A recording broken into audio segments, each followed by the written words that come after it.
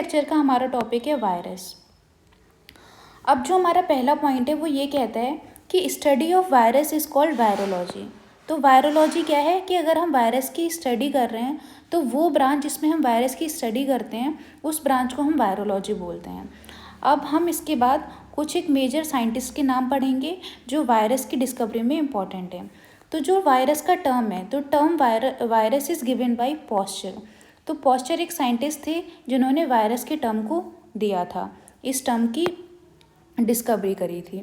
उसके बाद एक वायरस है जिसको हम बोलते हैं tobacco Mosaic virus, short form में TMV। इसको डिस्कवर किसने किया था? DJ Ivanovsky.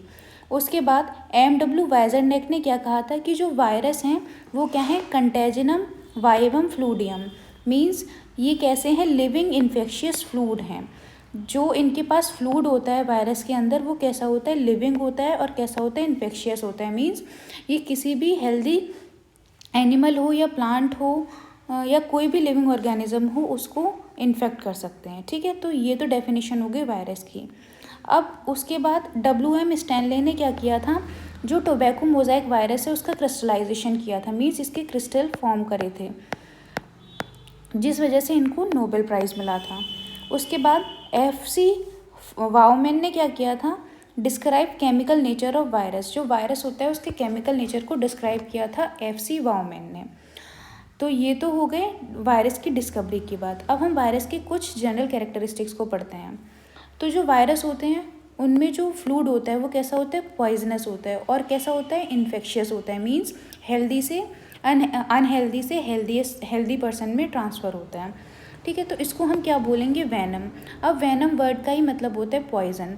तो जो वायरस का फ्लूड होता है उसको हम वैनम बोलते हैं। अब जो वायरस होते हैं वो कैसे होते हैं? नॉन सेलुलर, मीन्स इनके पास सेल जो है एब्सेंट होता है, इनकी बॉडी में कोई भी सेल प्रेजेंट नहीं होता है। तो जब सेल प्रेजेंट नहीं होगा तो कोई भी साइटोप्लाज्म प्रेजेंट नहीं होगा, क्योंकि सेल के अंदर का जो फ्लूड होता है उसी को साइटोप्लाज्म बोलते हैं।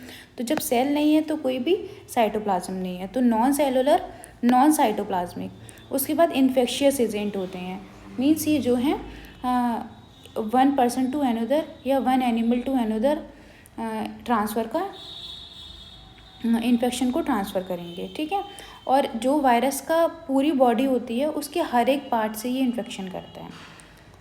अब इसके साइज़ की बात करें तो virus is smaller than bacteria, bacteria से स्मॉलर होते हैं वायरस।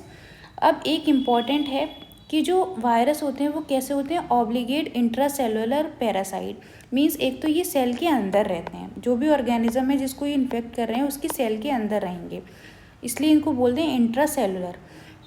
ऑब्लिगेट इसलिए बोलते हैं कि अगर जो जिस भी लिविंग सेल के ऊपर ये लोग ये डिपेंड हैं, अगर वो नहीं हैं तो ये जो है डेथ कर जाएंगे। तो ऑब्लिगेट इंट्रासेलुलर पैरासाइट का मतलब होता है outside the living cell they are inert, means अगर लिविंग सेल के बाहर हैं तो वो कैसे हैं? इनर्ट हैं, कोई भी काम नहीं करेंगे, मीन्स वो वर्थलेस हैं। वो लिविंग बॉडी के अंदर एंटर करने के बाद ही उसमें डिसीज़ या जो भी उसकी फिजियोलॉजी एनाटॉमी में चेंजेस करने हैं, इन्फेक्शन प्रोवाइड करना है, वो सिर्फ लिविंग सेल के अंदर घुसने के बाद ही करते हैं। उससे बाहर वो इनर्ट हैं, वो किसी को कोई भी नुकसान नहीं दे रहे हैं जब तक वो लिविंग सेल के कांटेक्ट में नहीं आते हैं। तो ये जो पॉइंट है ये बहुत इंपॉर्टेंट है, ये याद रखना ज़रूरी है कि virus are obligate intracellular parasite. इसका मतलब है कि जो लिविंग सेल के बाहर वो इनर्ट हैं, वो किसी भी काम के नहीं हैं। अब जो वायरस है उसमें लिविंग और नॉन लिविंग दोनों ही कैरेक्टरिस्टिक्स हैं, तो हम एक एक करके पढ़ेंगे। तो वायरस के अगर हम नॉन लिविंग कैरेक्टरिस्टिक्स को देखें तो वायरस में क्या होता है? सेल वॉल एब्सेंट होती है, सेल होता ही नहीं है तो सेल वॉल भी एब्सेंट होगी, सेल मेम्ब्रेन भी एब्सेंट है, सेल ऑर्गेनेल भी एब्सेंट है। जब सेल ही नहीं है तो उससे जुड़ी कोई भी चीज़ इसमें प्रेजेंट नहीं होगी। तो ये जो कैरेक्टरिस्टिक है वायरस का वो कैसा है? Non living characteristic. उसके बाद जो हमने अभी क्या पढ़ा था कि WM स्टैनले ने क्या किया था? टोबैको मोजाइक वायरस का क्रिस्टलाइजेशन किया था। तो किसी भी लिविंग ऑर्गेनिज्म का कभी भी क्रिस्टलाइजेशन फॉर्म नहीं होता है, लेकिन वायरस का क्रिस्टलाइजेशन पॉसिबल है। तो ये कैरेक्टरिस्टिक क्या दर्शाता है कि वायरस इज़ नॉन लिविंग।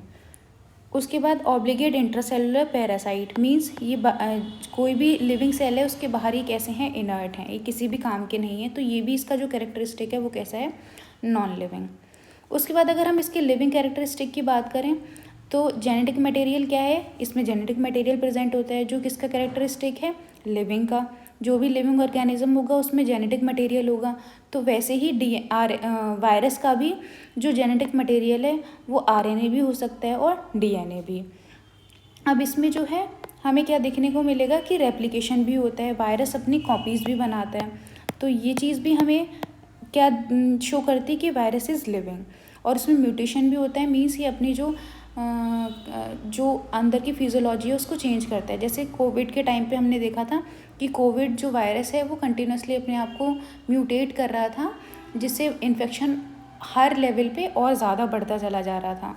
ठीक है, तो ये चीज़ हमें वायरस में देखने को मिलती है।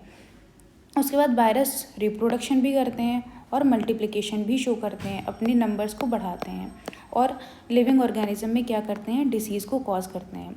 तो इस तरह से वायरस में लिविंग भी कैरेक्टरिस्टिक हैं और नॉन लिविंग भी। कुछ कैरेक्टरिस्टिक ये शो करते हैं कि वायरस इज़ लिविंग और कुछ कैरेक्टरिस्टिक्स ये शो करते हैं कि वायरस इज़ नॉन लिविंग। तो इसीलिए वायरस का एक्चुअल कैरेक्टरिस्टिक हम नहीं बता सकते कि ये लिविंग है या नॉन लिविंग है।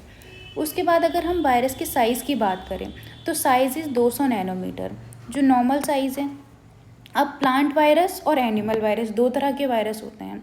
स्मॉलेस्ट प्लांट वायरस क्या है, टोबैको नेक्रोसिस सैटेलाइट, ये सबसे स्मॉलेस्ट प्लांट वायरस है।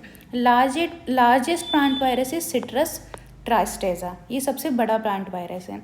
उसके बाद अगर हम एनिमल वायरस की बात करें तो सबसे छोटा इस animal virus is foot and mouth virus और longest animal virus is smallpox. ठीक है, तो ये तो हो गई साइज़ की बात। ये एग्जाम्पल्स हैं जिनको नॉर्मली लर्न करना है। अगर हम शेप की बात करें तो शेप बहुत सारे वेरिएशन है, शेप में तरह तरह के शेप्स होते हैं। कुछ जो इम्पॉर्टेंट शेप्स हैं और वो किस वायरस में प्रेजेंट होता है वो देख लेते हैं। जैसे जो स्मॉल पॉक्स वायरस है वो कैसा है, ब्रिक शेप का है, इस तरह से शेप होती है उसकी। और इन्फ्लुएंजा वायरस या HIV की बात करें तो वो कैसे होते हैं, स्फेरिकल होते हैं। ठीक है, HIV का जब हम स्ट्रक्चर देखते हैं HIV वायरस का तो देखते हैं कि वो स्फेरिकल शेप का होता है।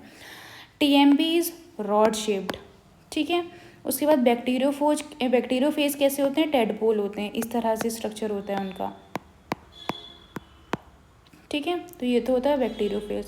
अब कुछ रेबीज़ वायरस होते हैं वो कैसे होते हैं, बुलेट शेप। तो ये डिफरेंट शेप है और ये इंपॉर्टेंट वायरसेस के नाम है जिनका शेप अलग अलग तरह का होता है। उसके बाद अगर हम वायरस के स्ट्रक्चर की बात करें तो स्ट्रक्चर क्या होता है वायरस का, मीन्स जो बॉडी है वो किस किस चीज़ से मिलके बनी है। तो वायरस की body is made up of nucleoproteins, means nucleic acid और प्रोटीन की बनी हुई होती है। न्यूक्लिक एसिड क्या हो सकता है, DNA भी हो सकता है और RNA भी हो सकता है। और जो ये न्यूक्लिक एसिड है उसके बाहर ये जो कवरिंग है ये कैसी है, कैप्सिड है, जिसको हम बोलेंगे प्रोटीन कोट, ये प्रोटीन की बनी होती है। तो वायरस की बॉडी दो चीज़ों से मिलकर बनी होती है। पहला इज़ न्यूक्लिक एसिड जो जेनेटिक मटेरियल है, जो DNA भी हो सकता है और RNA भी हो सकता है।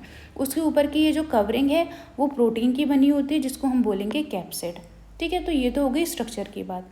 अब न्यूक्लिक एसिड की बात करें, हमने पहले ही पढ़ा था कि न्यूक्लिक एसिड DNA भी हो सकता है और RNA भी हो सकता है। तो जिन वायरस में न्यूक्लिक एसिड DNA होता है उनको हम बोलते हैं डीऑक्सीराइबो वायरस। ठीक है, तो मोस्टली जो DNA वाले वायरस होते हैं, जिन वायरस के पास जेनेटिक मटेरियल DNA होता है वो कैसे होते हैं, एनिमल वायरस, और उनके पास मोस्टली DNA होता है। लेकिन कुछ एक एक्सेप्शन है, जैसे इन्फ्लुएंजा वायरस, इसके पास RNA होता है और कैसा होता है, सिंगल स्ट्रैंडेड। HIV वायरस, इसके पास RNA होता है और कैसा होता है, सिंगल स्ट्रैंडेड। और पोलियोमाइसेटिस जिसके पास RNA होता है और कैसा होता है, सिंगल स्ट्रैंडेड। अब उसके बाद ये सबसे इम्पॉर्टेंट है कि रियो वायरस, ये कई एक क्वेश्चन में पूछा भी गया था प्रीवियस ईयर में कि ऐसा कौन सा वायरस है जो एनिमल वायरस है लेकिन उसका जो जेनेटिक मटेरियल है वो कैसा है, RNA। अब इसका RNA जो होता है वो कैसा होता है, डबल स्ट्रैंडेड। मोस्टली हम देखेंगे कि RNA सिंगल स्ट्रैंडेड होता है, बट रियो वायरस का RNA कैसा होता है, डबल स्ट्रैंडेड।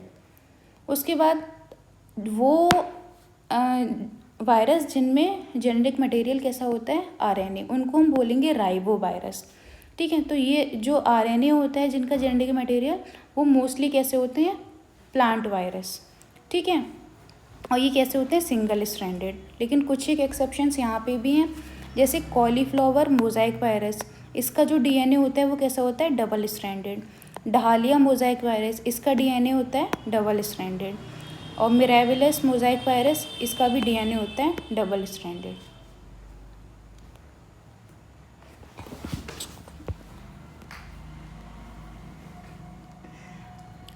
अब एक नोट करके लिखना है कि डीएनए क्या है, जनरली डबल स्ट्रैंडेड होता है, लेकिन ईटा 174 कॉलीफ्लेज वायरस जो होता है और MS2 G4 F13 S13 ये कैसे होते हैं, सिंगल स्ट्रैंडेड।